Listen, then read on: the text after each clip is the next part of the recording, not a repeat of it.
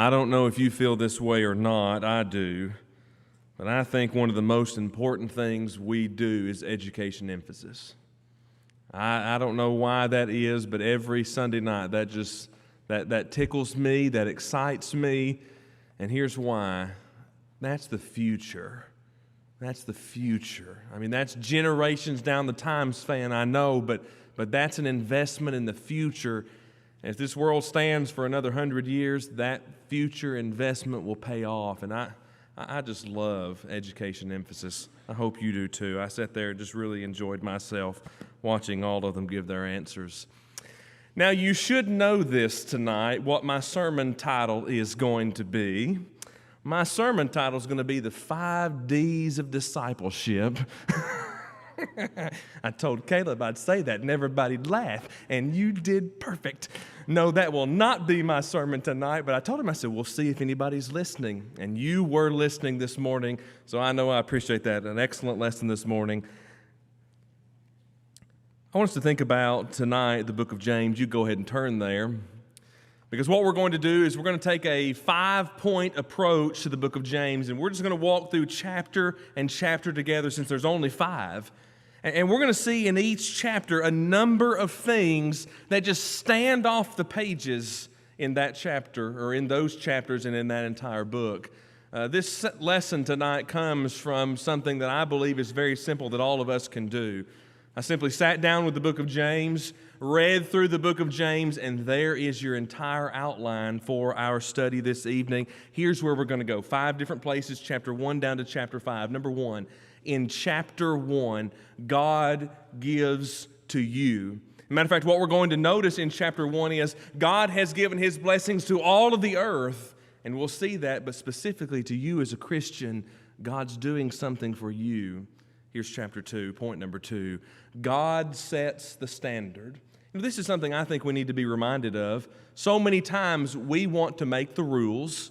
We want to set the standard. We want to set the height or even the low of what we may be doing, but God is the one that's done that. And in chapter 2, there's a verse that's going to stand out, and it's going to show us all about what God has said. Then in chapter 3, and point number 3 of our lesson tonight, God provides the path. There's a way that we must live. But boy, when we get to chapter 3, and when we see that path, and when we see what's taking place in that particular scene, a question is going to be asked. And hopefully tonight, we can answer the question. The answer's no.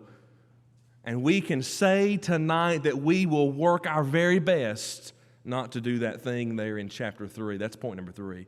Then point number 4, outside of chapter 4, is God wins the fight. It's a universal theme of Scripture. Matter of fact, it begins in the very beginning in Genesis 1:1. In the beginning, God. You know what that signifies? No one else will outdo Him. He's the creator. He's the sustainer. He is the Almighty. We're going to see that in chapter 4, point number 4, from the book of James tonight. And finally, we'll travel to chapter 5, point number 5, and we will see this phrase, and it's something we need to understand. God will come again. Now, there's a point, to me at least, for why I believe this stood out of chapter 5 to me. Of all the other things of the chapter, the devil's not going to win. The problems of earth are never eternal.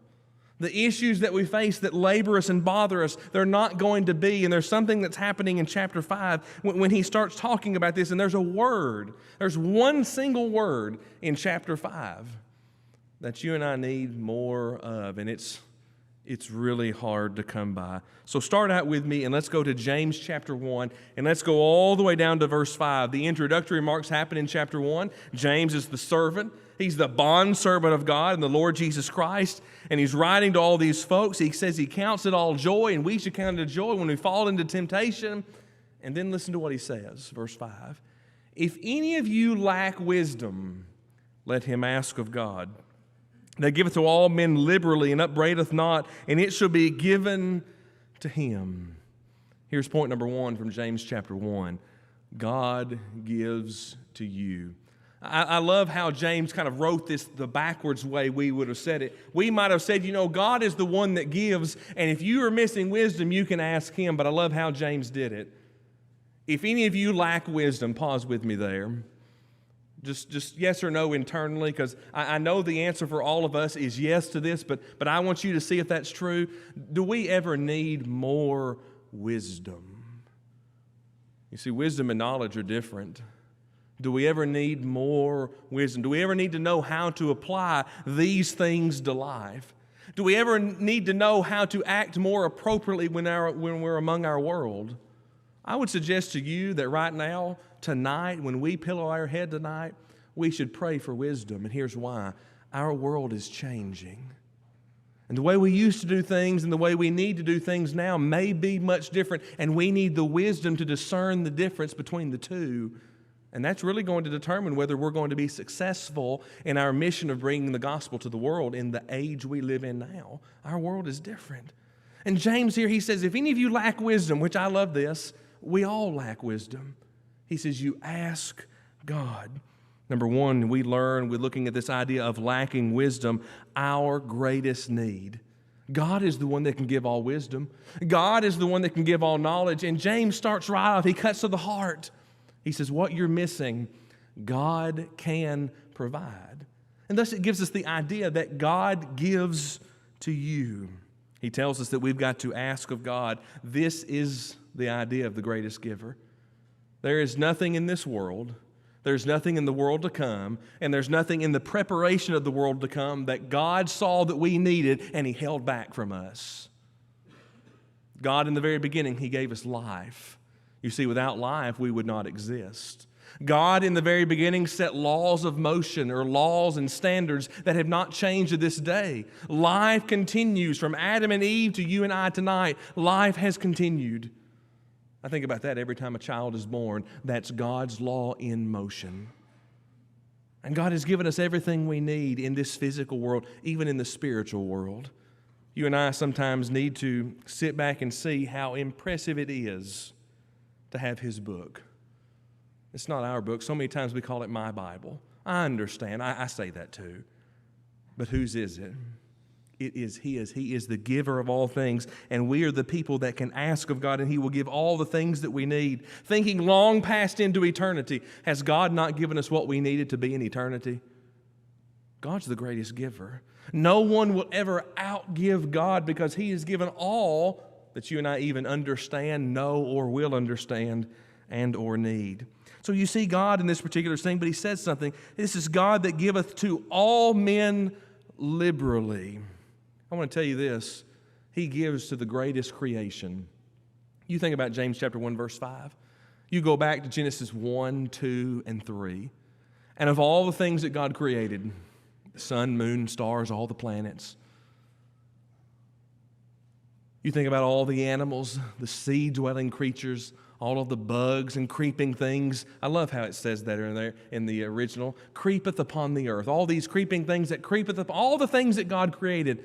Of all those things, in only one thing did God place a soul.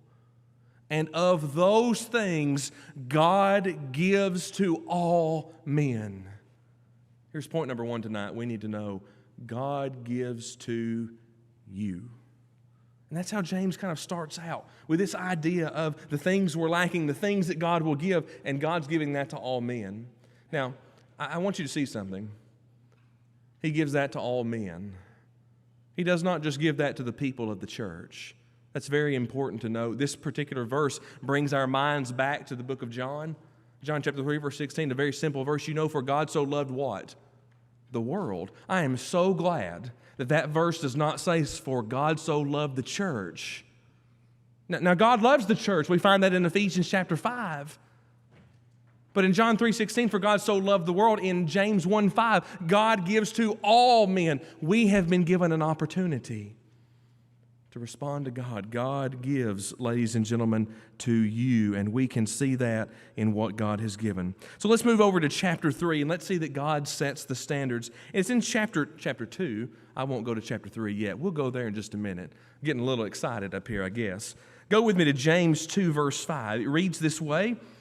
Hearken, my beloved brethren, hath not God chosen the poor of this world, rich in faith and heirs of the kingdom which He hath promised to them that love Him? You know, God sets the standard. I want you to look at the very first word in James 2:5. Hearken. Okay, this is akin to the word behold. It's similarly akin to the word therefore or wherefore, but hearken. It's the idea of a giant billboard going down the interstate. You ever seen the billboards that read, "Caught you looking"?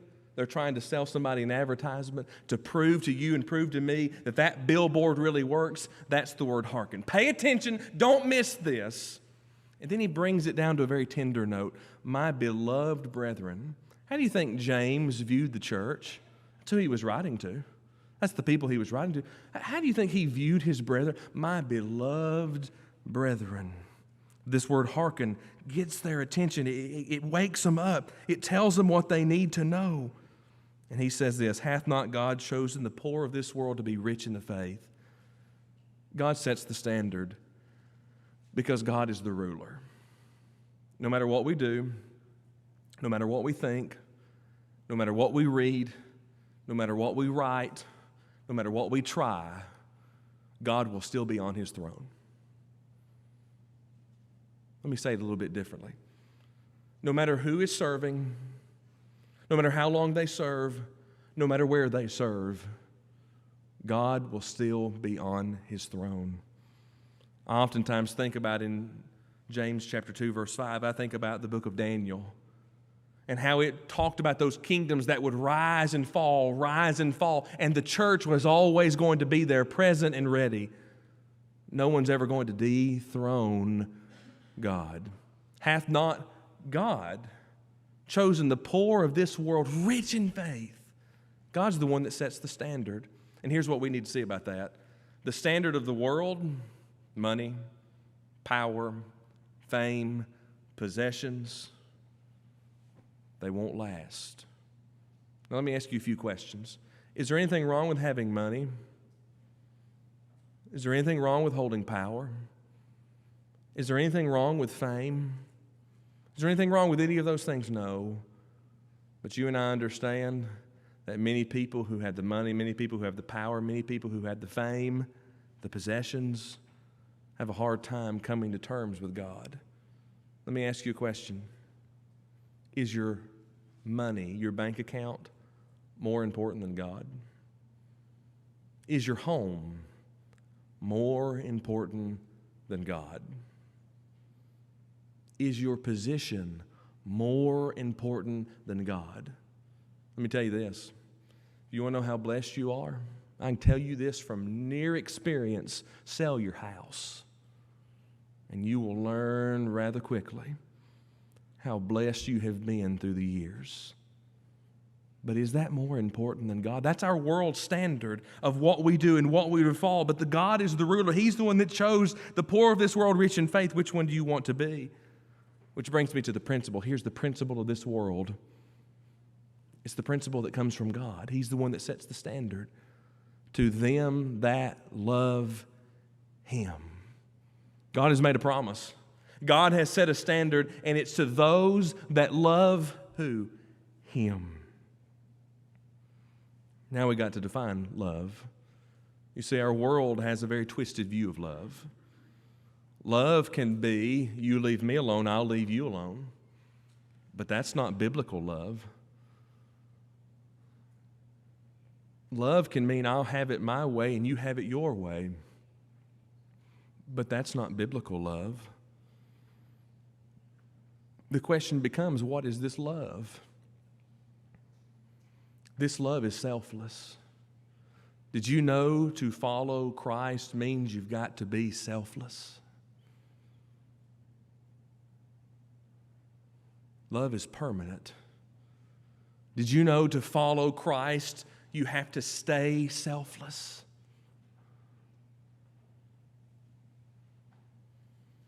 Love is sacrificial. Did you know that to follow Christ, it means you're going to have to make sacrifices? You see, love is not, I love God, look at what He's going to give me, even though He has given to those that love Him. He's made a promise to those that love Him that cannot be matched by anything in this world. Why? Because He sets the standard. So therefore, what is love? Love is when I follow God into eternity. No matter the cost, no matter the weight, no matter the time. That's a different view than the way our world views love. Our world says love is something that it is not. Our world says tolerance is something that it is not. But here's the truth. It's from chapter 2. God sets the standard. Now let's move into chapter 3. Because in chapter 3, we're going to notice that God provides the path. Now, I told you in chapter 3 there's going to be something here. And it's something that we're going to have to deal with. But just listen to the way he phrases this question. James is writing, and he's talking about the tongue. Chapter 3 is about the tongue. And matter of fact, all of us would do really good if we would read James chapter 3 more. You go to verse 3 of James chapter 3. Behold, we put bits in horses' mouths that they may obey us and turn their whole body. Ooh, the power of the tongue can turn the whole body. Behold also the ships, verse 4, which though they be so great, they're driven by fierce winds, yet they are turned with a very small helm, whithersoever the governor or the captain listeth. Oh, you mean it can turn the whole body? Listen with me to verse 11 of James 3. Does a fountain send forth at the same place sweet water and bitter? Now, I told you the answer's already no, but just ask the question of yourself. Does a fountain, a natural spring of water, can it send bitter water and sweet water at the same time? No. Then let me say it this way. God provides the path. And our most unruly member that's described here in chapter 3 needs to be tamed, needs to be put into its place, needs to be kept careful. Now listen to verse 10. Out of the same mouth proceed the blessings and cursings. My brethren, these things ought not so to be. So what's the path? Well, you may have thought chapter 3 was going to be about the way we walk our Christian life, which I think is important. Or maybe the marching orders of the church, because God's provided that too, but that's not what's here. I'm only talking about your words. I'm only talking about my words. How many times have we all, me, you, all of us, said something and instantly regretted it? How many times have we said something and then later on we regretted it? Or let me ask you this, how many times have we said something and it came back to get us? The old tongue. I know sometimes we say things out of innocence or say things, kind of without thinking. I understand that too. But how many times with intent have we said what we meant for it to cut? That's all of us at time to time. You see, I want you to see your brain. Does your brain send forth at the same place sweet words or bitter words? You see, the fountain that's talking about, it's right here. We have a hard time behind the eyes, between the ears, and above the tongue. Just think about that for a minute. Above the tongue. You see, the words that we use, they come from the fountain of the deeps of our knowledge, because what goes in, what's going to happen, is what's going to go out. So that's why we're calling this God provides the path. Either our fountain is filled with good or our fountain is filled with evil. Your brain. But you also see in this particular scene, you see your example. Does a fountain send? Maybe today, someone had an encounter with you, and the only encounter they had was your words. That's me too. Maybe today someone had an encounter with me, and all they encountered was my words. What if that was their only view of Christianity, was what we said today? Puts a really great value on your verbal example, which brings your view. We are either sweet or bitter, because I can't be sweet and bitter. I can't be sweet or bitter. I'm either sweet or I'm bitter. James gets to the heart of matters, doesn't he? He gets right to the very words we speak, and so oftentimes we don't think about them. Our example is right there. Our view, our brain, it's all in this scene. Now, what I want you to see is what happens in verse 5, because this is kind of the key to God provides the path. Even so the tongue is a little member, and boasteth great things. Behold, how great a matter a little fire kindleth. You ever thought about how small your tongue is? You ever measured your tongue? Kids, go home and measure your daddy's tongue tonight. See, I can say that because my kids aren't here tonight, but go home and measure your daddy's tongue tonight. And don't do that to your mama. She won't appreciate it as much as your daddy. Go home and measure your tongue. You ever thought about how small your tongue is? How small is a tongue compared to a leg? Pretty small. How small is a tongue compared to the torso? Pretty small. Even if we get to some of the smaller members of the body, how small is the tongue compared to the hand?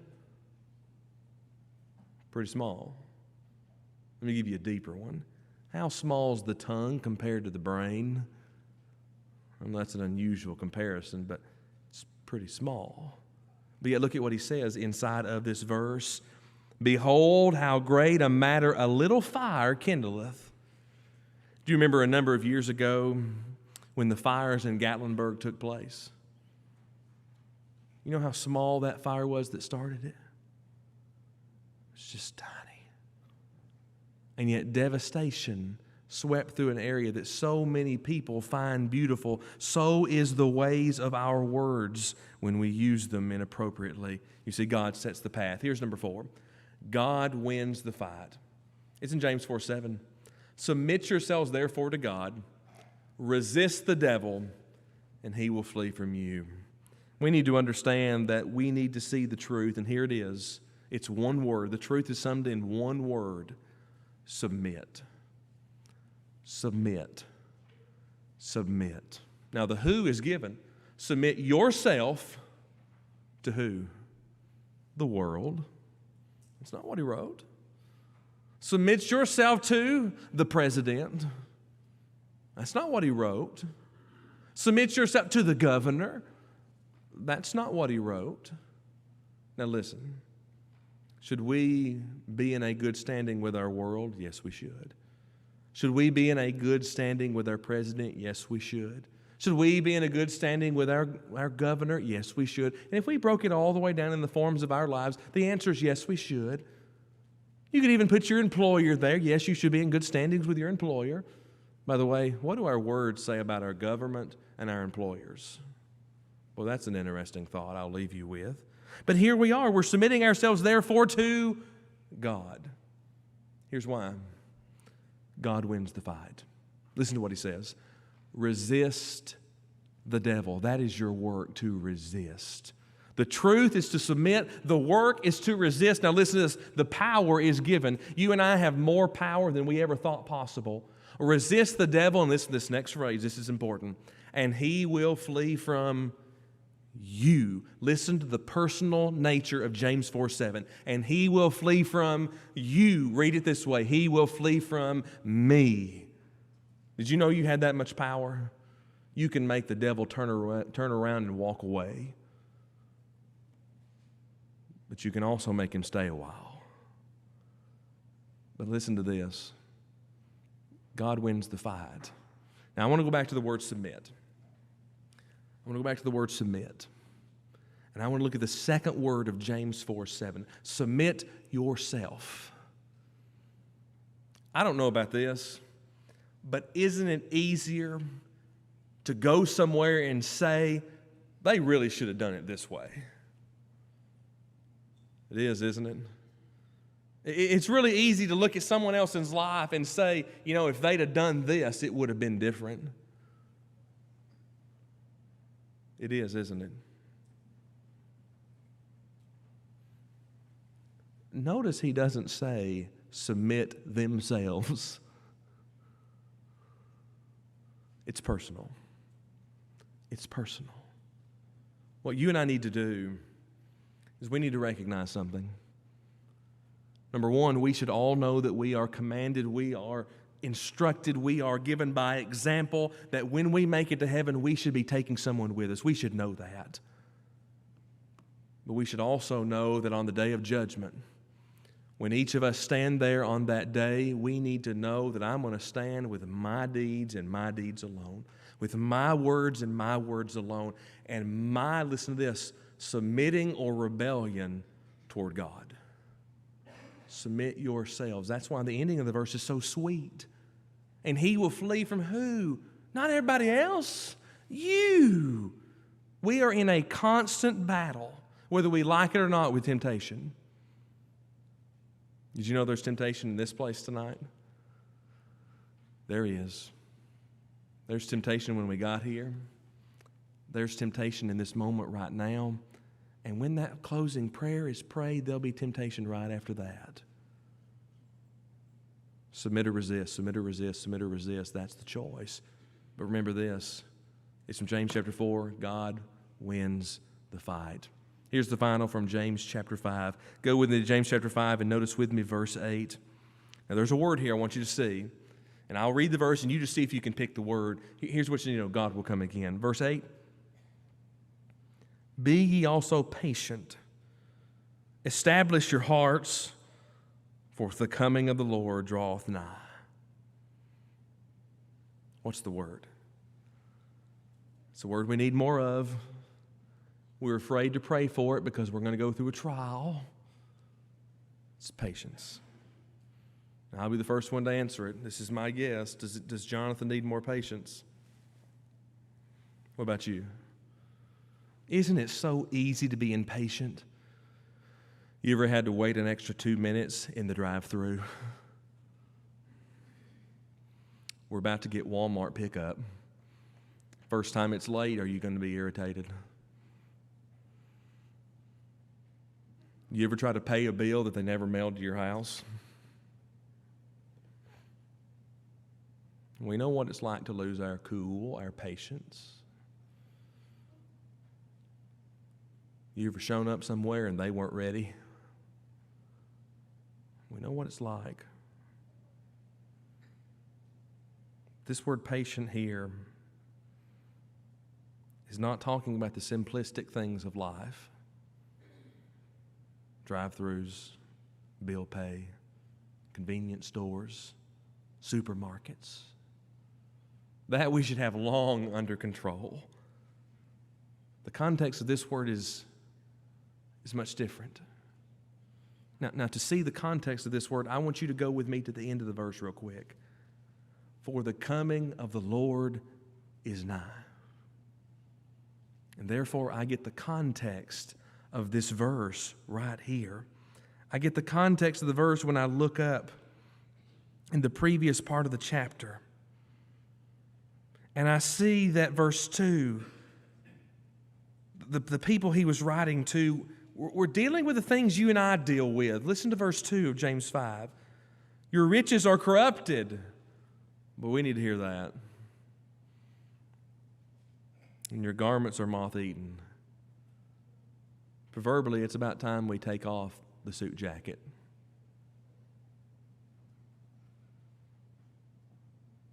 It's about time we, listen to the way I'm going to say this, baptize our wallets. Because before we know it, the riches of this world, they'll consume us. But here's the news. God's coming back.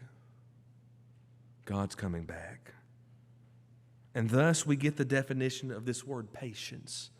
Be ye also patient for what? For the Lord's return.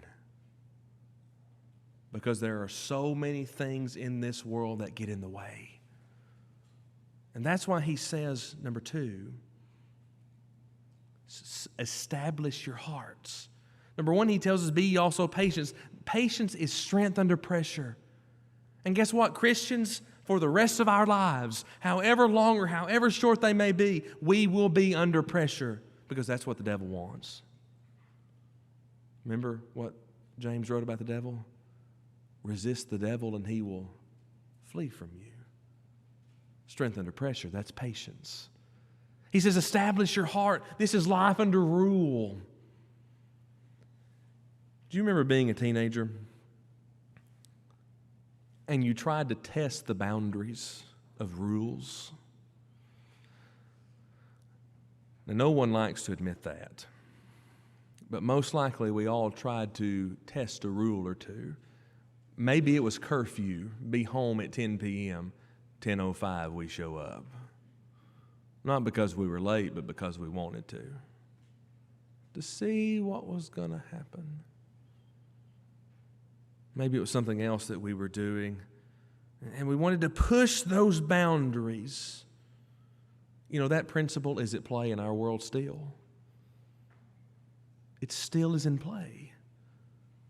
And so many times as Christians, now part of the way I'm going to say this, we try to push the boundaries of God.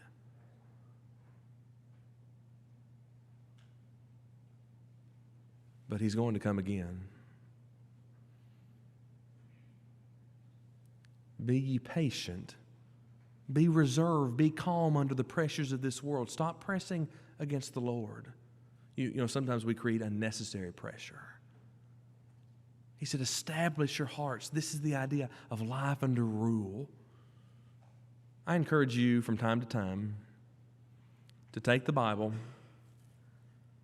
and go through the New Testament and start looking at the things that we're encouraged to do as Christians and ask a question. It was my favorite question as a child. I'm getting paid back for this in dividends. Why? Do that sometime. And when you can answer the why, you'll understand the establishing of your heart. God's not an authoritarian just so He can squash us like ants. God's not living as a dictator so He can see how unhappy He can make us. But God's living as a protector so He can guide us. Establish your hearts. Why? Here's hope under authority. For the coming of the Lord is on the horizon. It's nigh. I don't know when He's going to return. Do you? But here's what I know. When James wrote this book, he encouraged these Christians to live right because God will come again. You see, when you look at the book as a whole and you just kind of read through it, things will stand out to you. And hopefully these 5 things stand out to you in this book to help us as we meet the everyday, as we meet tomorrow. You know, tomorrow's going to come. I pray that we're all in it. But tomorrow's going to come unless the Lord comes back. And what will we do with God, with the practical things that are all throughout Scripture so that we can understand God really cares? If there's a theme in the book of James, I think it's God cares. We oftentimes call the book of James the miniature manual of life, but here it is, it's God cares because He wants us to survive. He wants us to thrive. He wants us to flourish. It's only going to happen if we're willing to follow Him and His commands. Tonight we have a great opportunity before us. Maybe you tonight need to become a Christian. What an opportunity it would be for you tonight to obey the Lord, to establish your heart in following His commands. His Word tells us what we need to do. It ends in a watery grave of baptism, and if you're willing to follow the Lord tonight, that avenue is available for you. Maybe it's the case, though, tonight, as it was for who James wrote to, God's people. Maybe it's the case tonight that you need to come home. We didn't study this passage, but it's James 5:16. The effectual fervent prayer of a righteous man availeth much. In other words, when it's time to come back home, when it's time to repent, God has a plan. God is ready. God is prepared. Tonight, do you need the preparation of God to bring the sins of your life before Him, to have them forgiven, to have them removed? Maybe that's you tonight. Do you need to become a Christian tonight? Do you need to make your life right? Let's stand and sing and respond accordingly.